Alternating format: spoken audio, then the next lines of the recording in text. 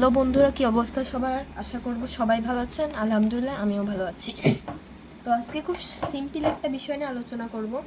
আমাদের বাসা বাড়িতে কম বেশি সবার কাছে কিন্তু এই যে লাইটিং থাকে, ডেকোরেশন লাইটিং যেগুলো বলে, সেগুলো কিন্তু চাইনিজ বেশিরভাগ লাইটিং হয়ে থাকে। সেগুলো কিন্তু এই যে এই ধরনের ফ্ল্যাশারগুলো নষ্ট হয়ে যায়। তো আমার কাছে এরকম একটা ফ্ল্যাশার পড়ে রয়েছে। আমার মূলত এটা লাইটিংটা শর্ট সার্কিট হয়ে ফ্ল্যাশারটা পুরো পুড়ে গেছে। আমি একটু অর্ধেক রিপেয়ার করে রেখেছি, মানে ব্রিজ রেক্টিফায়ারটা এর আগে চেঞ্জ করেছিলাম, করার পরে আবার শর্ট হয়ে গিয়েছে। তো এটা সুইচটাও মিসিং। তো এটা ঠিক আছে, এটা সাইডে রাখি। তো এটা নষ্ট, এটাকে আমরা সাবধানে খুলে নিব। দেখতেই পাচ্ছেন এটা অলমোস্ট নিউ এটার থেকে। তো এই যে এটার মেন মাদারবোর্ড, এই যে এখানে আপনারা একটু যদি খেয়াল করেন, এই যেখানে অলরেডি আমি কাজ করেছি। এই ব্রিজ রেক্টিফায়ারটা পুরো শর্ট হয়ে গিয়েছিল, একবার আমি রিপেয়ার করেছি এটা, তারপরে আবার লাইটিংটা শর্ট হয়ে গেছে। লাইটিংটা শর্ট হয়ে আমাদের এইটা এখন আর কোনো আউটপুটই দেয় না। আপনাদের আমি এখানে পাওয়ার ইনপুট দিয়ে দেখাবো। দিয়ে তার সাথে লাইটিংটা আপাতত আমার কাছে নেই, আছে কিন্তু ওটা দিয়ে টেস্ট করতে গেলে অনেক ঝামেলা হতে পারে, লাইটিং দিয়ে চেক করব না। তো একটা এলইডি নিচ্ছি, 180K রেজিস্ট্যান্স দিয়ে এই লাইটিংয়ের সেকশনে কানেক্ট করে দেবো। এলইডিটা যদি জ্বলে তাহলে বুঝতে পারবো যে ঠিক আছে। তো আমরা কানেকশন করে নিই এখান দিয়ে। এই যে ব্রিজ রেক্টিফায়ারের প্লাস টার্মিনাল আশা করে দেখতে পাচ্ছেন, এখান দিয়ে এসে এখানে, তাহলে এটা প্লাস, এবং এখানে দুইটা লাইটিং থাকে আর কি, যে দুইটা লাইটিং মেন লাইন। আমি প্রথম এই প্লাসটা দিচ্ছি, আর এখানে দুইটা মাইনাস আউটপুট হয়। তো এখানে মাইনাসটা, এখানে কিন্তু এলইডি প্লাস মাইনাসটা দরকার আছে। তো আমার এইভাবে কানেকশন করে নেব।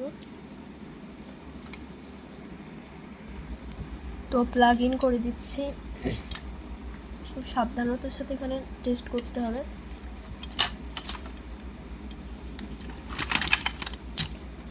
তো গাইস আপনারা একটু লক্ষ্য করুন, এখানে কিন্তু কোনো কাজ করছে না, কোনো রেসপন্স নেই।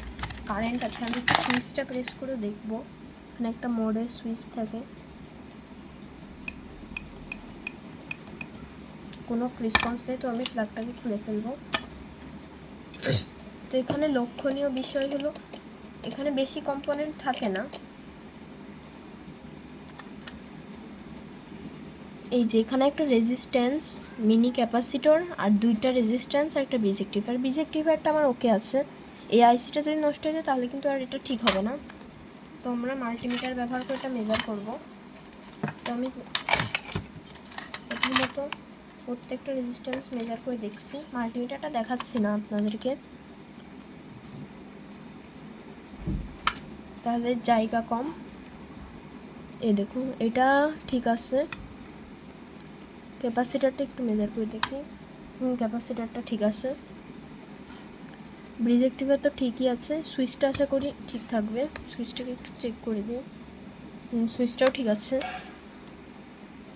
এবং এখান থেকে আইসির প্রত্যেকটা পিন আউটও কিন্তু আমি একবার সোল্ডারিং করে রিপেয়ার করা হয়েছে। দেখুন এখান থেকে লাইনগুলো আমি একটু টেনে টেনে রিপেয়ার করেছি এর আগে। এবার এই রেজিস্ট্যান্সটা চেক করব। তো এটা কোনোভাবেই কোনো লাইন পাচ্ছি না, আমি কোনোভাবে কোনো রেসপন্স নেই। আশা করব এই রেজিস্ট্যান্সটা নষ্ট। তো আমরা এই রেজিস্ট্যান্সটা একটু কোডটা দেখে নিব। এটা আপনারা রেজিস্ট্যান্সের কোডটা মিলিয়ে লাগানোর চেষ্টা করবেন, বা আপনারা যারা একরকম ক্যালকুলেটর হয় মোবাইলে ডাউনলোড করে নিতে পারেন। এগুলো এই নাম্বার দিলে ওটার ওমস বের হয়ে আসবে, মেগা ওমস কিনা কি। তো এটার আমি কোড সব সহজ ভাষায় বললে এখানে রয়েছে 154। তো আমরা তাতালের ব্যবহার করে আমরা তার আগে অন্য সার্কিট খুঁজবো। তো আমি কিছুক্ষণ খুঁজে আগে থেকে রেখে দিলাম। তো এটাই মোবাইলের চার্জারের সার্কিট। তো এই চার্জারের সার্কিটটায় এইখানটায় রয়েছে একটা রেজিস্ট্যান্স, যেটা কিনা এটা রয়েছে 154, আর এটা 155, কাছাকাছি একটা রেজিস্ট্যান্স পেয়েছি। তো এটা লাগিয়ে দিলে হবে, কিন্তু সেম লাগানোর চেষ্টা করবেন আপনারা। তো তো আমরা এই রেজিস্ট্যান্সটাকে একটু খুলে নিই, দেখি কি অবস্থা, বাইরের নিচের থেকে লাইন নিয়ে কোনো প্রবলেম কিনা। ও রেজিস্ট্যান্সটাই ভাঙা গাইস, আপনারা লক্ষ্য করুন, রেজিস্ট্যান্সটাই ভাঙা আর কি, এটাই মূলত প্রবলেম। রেজিস্ট্যান্সটা ভেঙে গেছে, মানে পুরো একদম 2 ভাগ হয়ে গেছে।